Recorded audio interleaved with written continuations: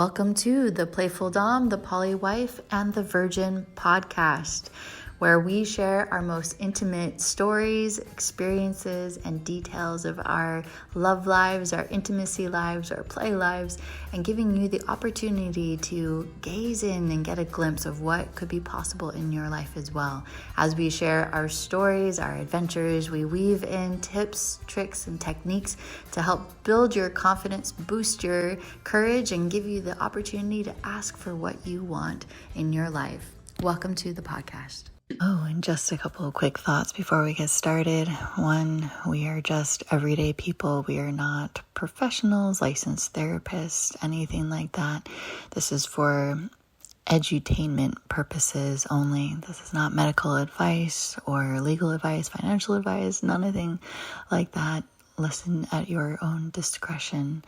And this is for mature audiences. We're going into deep subjects and sharing deeply about intimacy and all the things about that. So just notice who you're around and let's go. Welcome to the Playful Domme, the Poly Wife, and the Virgin podcast, where we talk about all kinds of sensual, sexy things as we dive into our own personal journeys and also share tips and tools to help support you on your path and journey of exploration.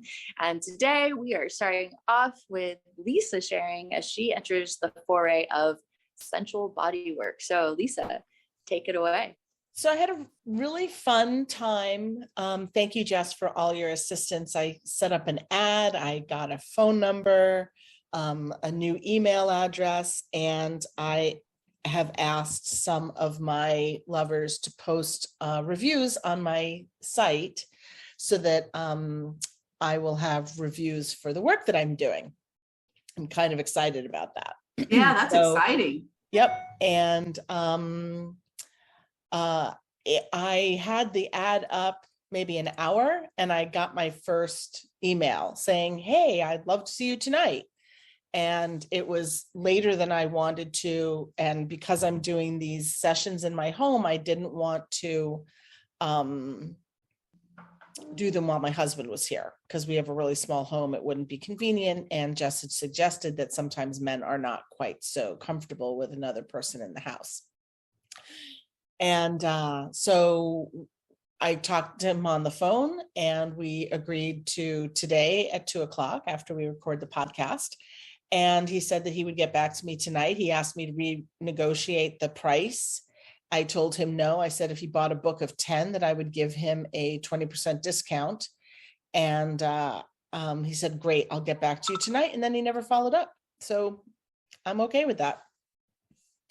I put a price up and I made it as expensive. I made it at the very, very top tier of expensiveness because if I don't get any bites while I'm still not feeling 100% confident, I'm fine with that. If somebody's willing to pay me a lot of money, then I'm totally willing to bite the bullet. But for right now, I'm still sort of feeling my way into it and getting the room ready and all of that. So I'm 90% there. I just have to really sort of pull the trigger and advertise more.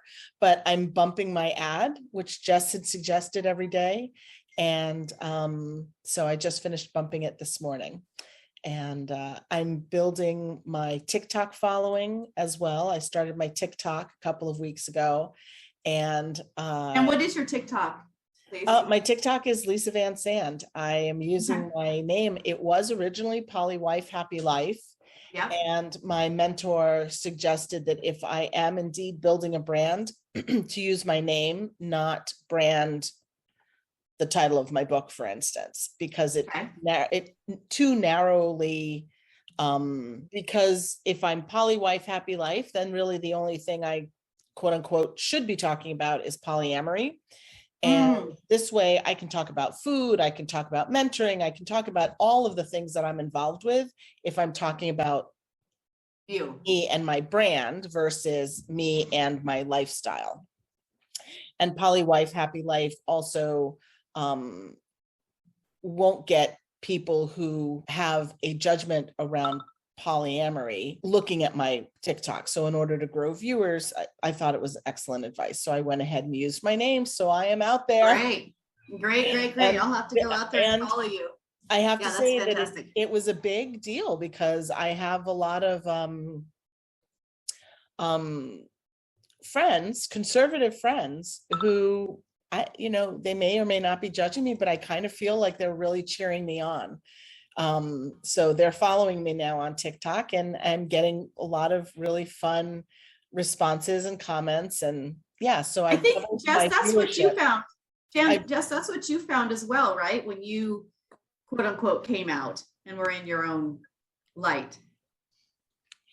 Yeah, it's been a journey, and I'm really impressed with Lisa. I have a slightly different perspective from your mentor, but I respect, of course, his insight.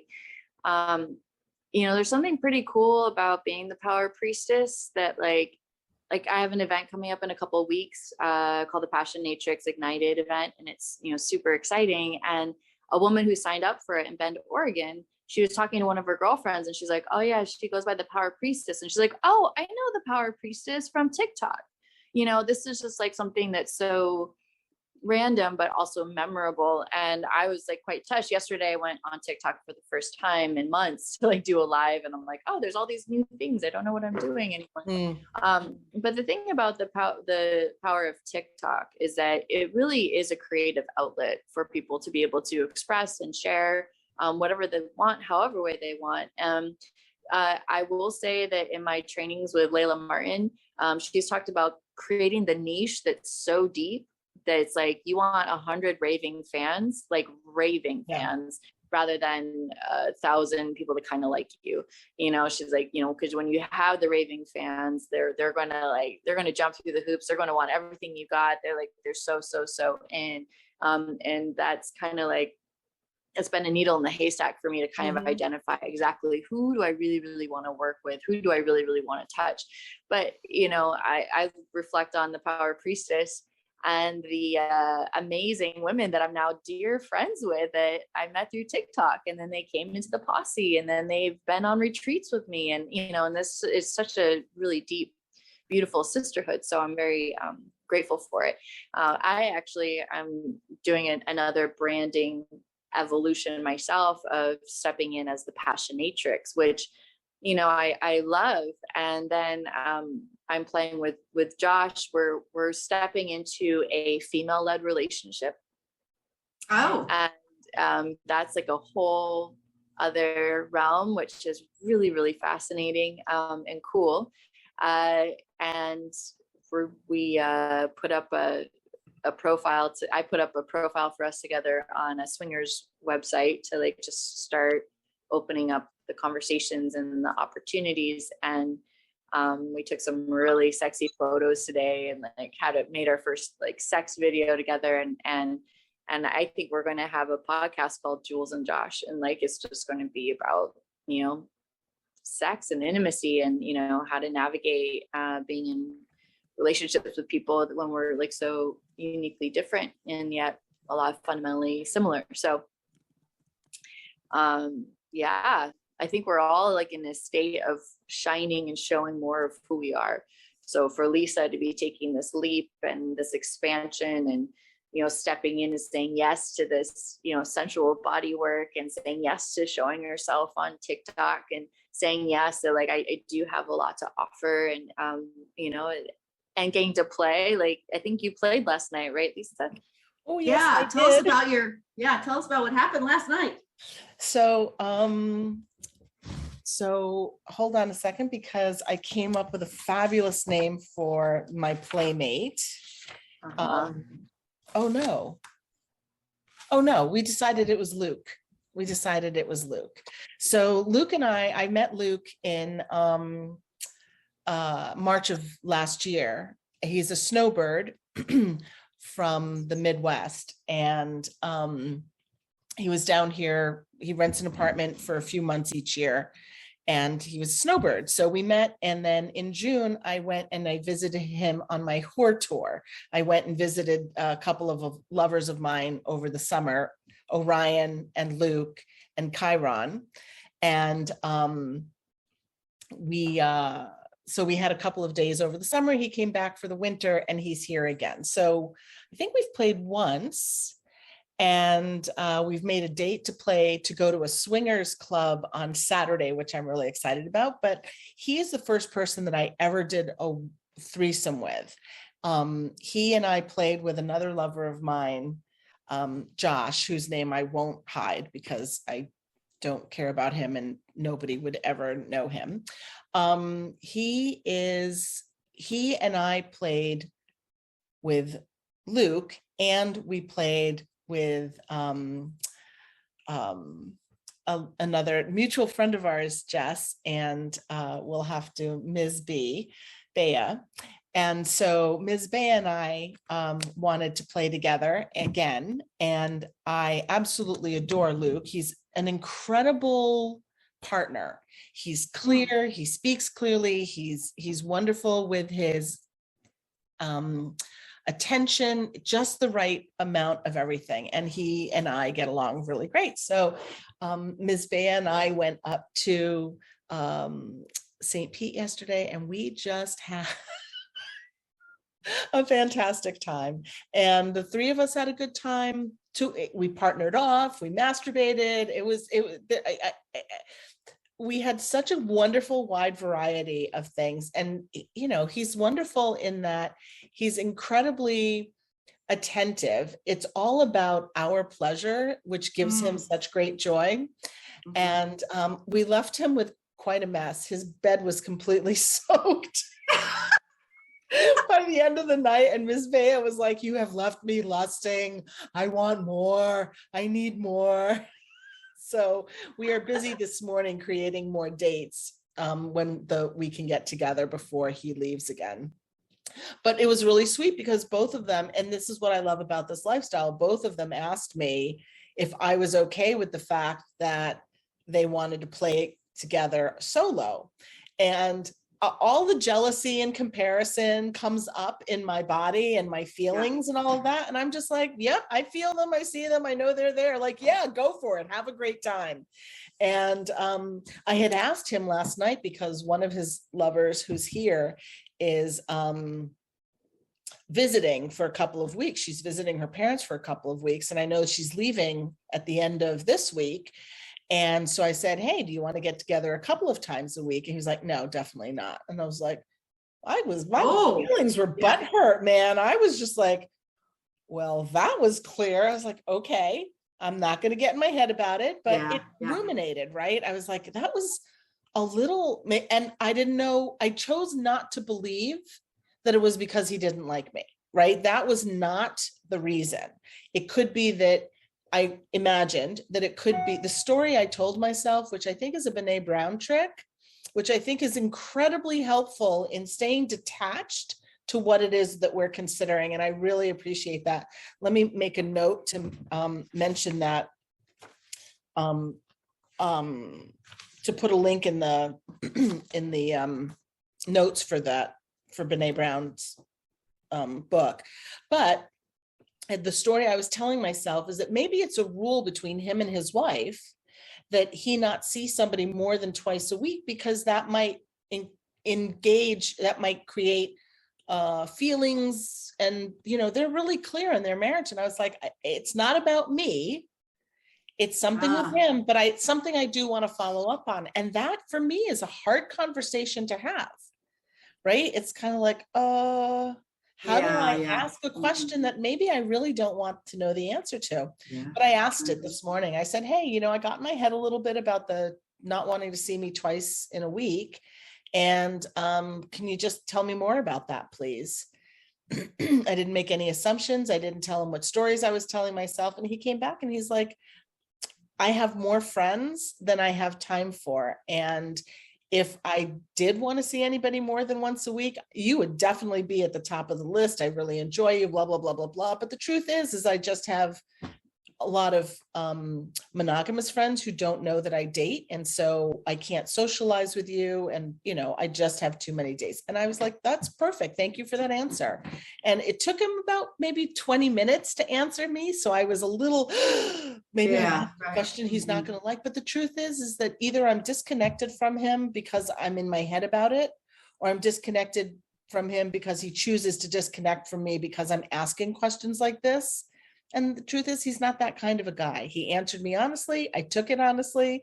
And so I feel like that was a little bump that I handled super well. And I've been in touch with both of them, Ms. Bia and Luke, this morning. And everybody's excited about seeing each other individually, seeing each other together. And like at this point, we can't, the three of us, be together on a weekend till March because I'm so fully booked right now, which is kind of exciting. Yeah, Mike, I have a busy social calendar. Wow, which is really pretty cool. So I'm happy about it. I'm curious. I want to know more details about what you guys did together. Okay, well, so Ms. Bey and I took my massage table, and because what we imagined was that she and I would perform a Domme scene with me as the bottom and her as the top. She would top me for my pleasure and his viewing pleasure. And we got there, and both of us, we were dressed beautifully, but both of us we had a drink, we had a few bites to eat. We set up the massage table, and then I think we smoked a joint, had a drink, and just got down to playing. And so I got on the table first, and he was just all over me. He just was hugging me and kissing my neck. I don't know if you can see, but I've got a hickey on my neck. It's a little bit bruised and sore and feels so fantastic. And I think that at one point he was kissing me and she was giving me oral, and there was just a lot of play on my body, which I was completely enjoying. And I came pretty hard, squirted quite a lot. And then she hopped on the table, and he started giving her oral, and I was kissing her, and we were just sort of going back and forth on the table. I would take a break, she would take a break. It was just, fantastic. And then finally he sort of scooped me up and threw me onto the bed, and we moved our play over to the bed, and the two of them started getting really hot and heavy. It was so hot to watch them. They were having a lot of fun oral play. We were playing oral on each other. I think at one point she may have been doing oral on me, and he may have been fucking her from behind. And so that was hot. I was using my Hitachi magic wand on her pussy, and while he was kissing her and playing with her breasts, I mean, it was just a hot mess. It was really just messy and fabulous. And finally, they were playing quite a bit, and I just took the magic wand and used it on myself and completely soaked his bed. I had brought pads, but I missed the pad. Yeah, it was really it was just amazing and fun. And we had such great rapport and respect. And I think we may have played for probably 4 hours. Wow. Sort of nonstop. Oh, a little bit of he was a trooper, keeping up with both of us and making sure that we were all having a good time. It was really quite wonderful. And I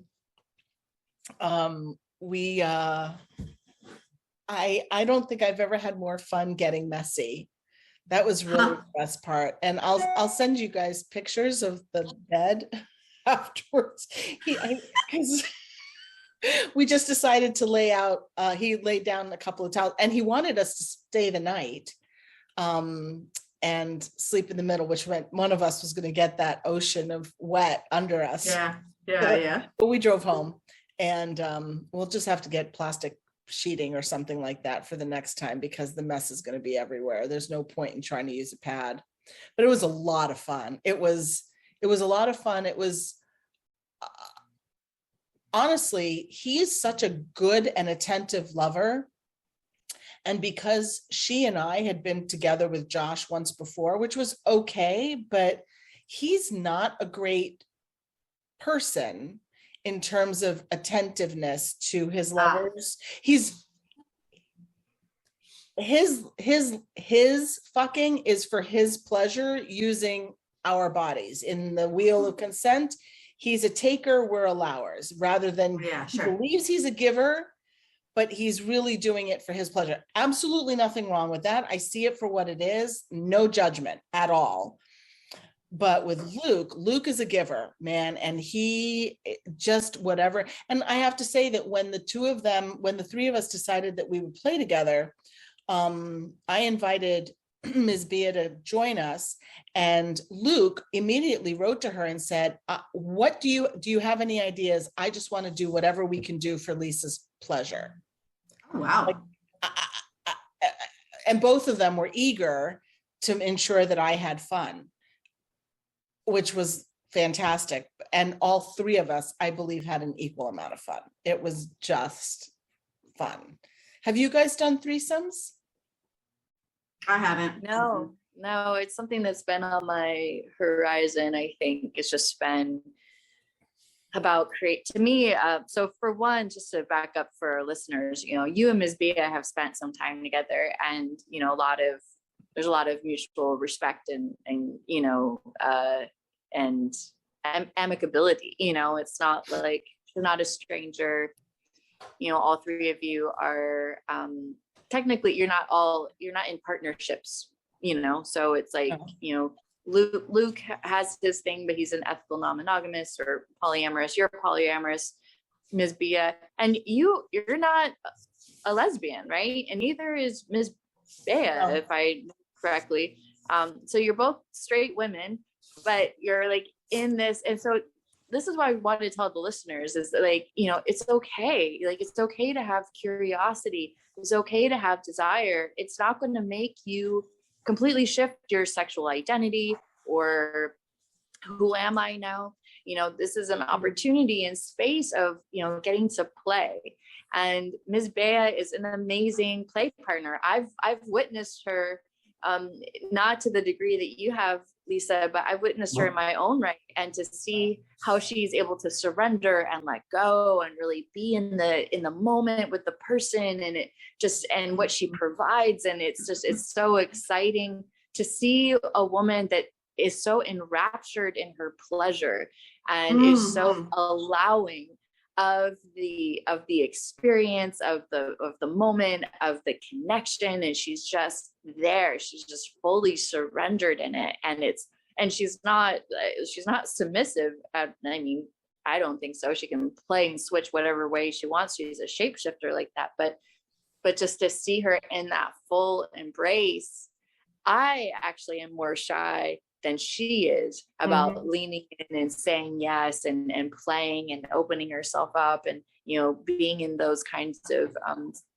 scenes of the role playing and the experience like you've had, Lisa. So, I get so tickled and happy to hear that. And then for her to say afterwards, like, oh, I'm lusting. Oh, I want more. Like, that's, what more, what a beautiful thing for women to walk away rather than two women who are playing with a man and like sizing each other up and comparing, oh, she got more time, or oh, he likes her clearly more, or how does my body measure up, like all these things that play in our heads that seem so real, and the jealousy factor and the comparison factor and the insecurity factors that come up, and oh my gosh, she's coming a lot and I'm not, and what is happening here, and like, all these things that can train wreck the whole thing. So for all of you to like show up in a state of play, which goes back to my premise of how important play is, but like also being a yes and wanting to pleasure one another, wanting to please one another, and showing up in that kind of spirit is so freaking beautiful. And so for Lisa and Ms. Bea to walk away, they're still straight, they go home, they still prefer men, but but there's something still super beautiful about having that connection in the yes. So I love hearing these stories. That's why I wanted you to share more details so that women can know, like, oh shit, that's possible. And and I will say, yes, buy waterproof sheets. You can get them on Amazon. They're like under $50. Yeah. You just throw them on the bed. You don't have to worry about making sure you have enough towels and pads and like all of those things. And a submissive of mine actually bought me two, so that I could like turn them out as I, change them out as needed, which was really sweet of him. So, that's my reflection. But Josh and I are also kind of like on the horizon of playing, but I have a lot of criteria, and I'm very selective, and like I said, we're entering into a female-led relationship. So Jess, what does that mean exactly? Yeah, so I'm happy to answer that, but I also want to see if you had any reflections or questions that you wanted to share about Lisa and her experience. For me, I'm just so thankful she shares so openly, and that's constantly my message. But I wouldn't even know that this existed. And I would think in my world, right, my avatar, you wouldn't know that this exists. And again, how she says, she's honest and said, well, I was in my head, and why didn't he want to see me again? It's great to talk through that. So I think it's great. Thank you, Lisa. Both of you guys for being honest and transparent. My jaw, I'm still got my jaw. I can put my jaw back. Well, I will say this, is that I am a hard no I was a hard no for bisexuality. It's like, look, I'm not into women. It doesn't turn me on. The thought of it doesn't turn me on. Now, what does turn me on is the idea that it turns him on. Like, I'm willing to do things I wouldn't do for myself for somebody else's pleasure. So when Josh, for instance, said he'd want to be with another woman, I don't want to be with women that he's with, because if they're bi, I don't necessarily trust them to follow. Listen, first of all, everybody in the lifestyle, well, not everybody, but I would say that everybody I have met in the lifestyle is incredibly honoring of boundaries and hard no's, right? So my fear that I would be sexually assaulted by a woman because I wasn't bi, but I was participating in a threesome with a woman is completely irrational and not necessarily appropriate. It doesn't mean that sexual assault doesn't happen. It does, but I haven't come across it, and my fear of it was keeping me from experiencing things. But Ms. Bea was somebody that I felt I could trust, and I could say, hey, look, I have these boundaries, and my boundary I am using incredibly loosely here, because in the moment, what turns me on, I have found, shifts and changes. Sure, of course. Right. So I have no interest in pussy, right? I don't want to touch it. I don't want to feel it. I don't want to lick it. I don't understand the attraction, right? I don't get it. What men want to do down there escapes me completely. But there's something that they absolutely adore and they love and they want it. They're in it, right? I have that same reaction to cock, right? So Luke has no interest in sucking somebody's cock, but I whatever he wants for me to please him, I would probably end up doing, because, and Ms. Bea said to me on our way home, she says, you become a completely different person when you're with him. You just get all googly and goopy, and you are just, he immediately, I feel so comfortable and trusting with him that I am immediately in a lovely subspace with him. So last night when we were playing, she says, now you're sure you don't, so let me finish my thought. I'm not bi, I'm not interested in women, I'm not interested in pussy. My fear was that I would be asked to do things I wasn't comfortable with. But my answer to that was in terms of receiving, it's like, I don't care whose mouth is on my pussy, male or female. I'll tell you, I care now, having had a couple of women on my pussy.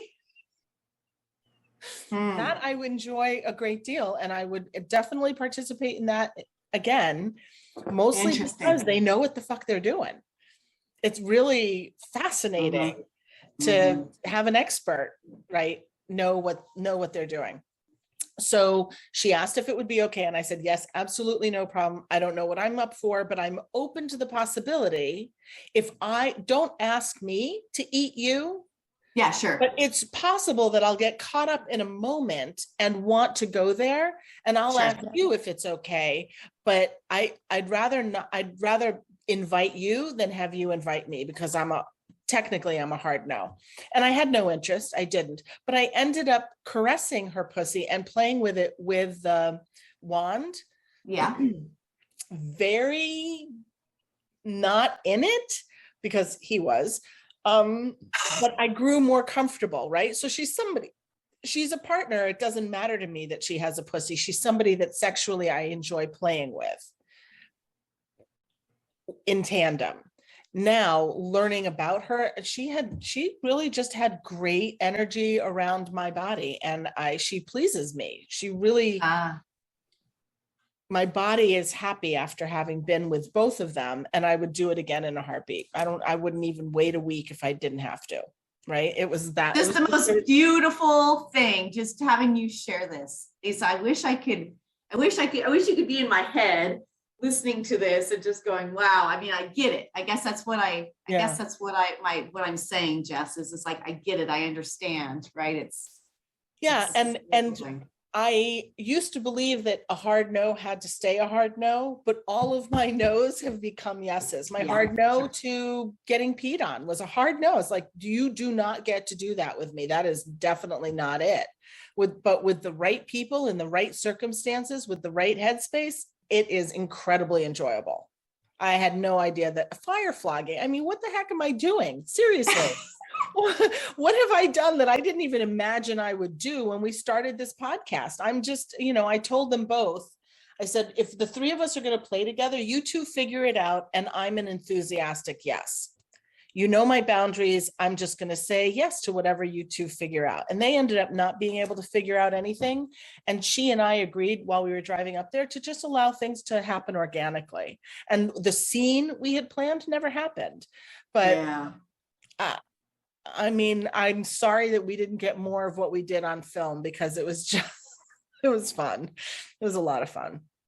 Oh my God. I love this so much. There's so many pieces here, especially and this is, I think, part of the path when we start on the kinky side, is that we have so many hard no's, like I could never possibly, there's no way. And there's just like this kind of easing in, and it's not, and you did it all in full agency, Lisa, and you did it with your full consent. And I especially love, because I'm the same way, that you're like, I will initiate. If I want to go down on you, or if I want to, I will initiate. Please don't, if you're asking me, I'm going to feel caught, frozen, on edge, maybe defensive, unsure, don't want to wreck the scene. I don't know, and I've done the same thing when I've been in situations where there's been groups of people that are very sex positive and want to play. And I've said, if I come to you, I want to come to you.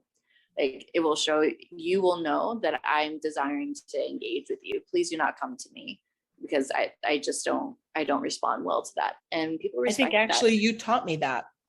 I think I learned that summer that you lived with me, was you taught me that.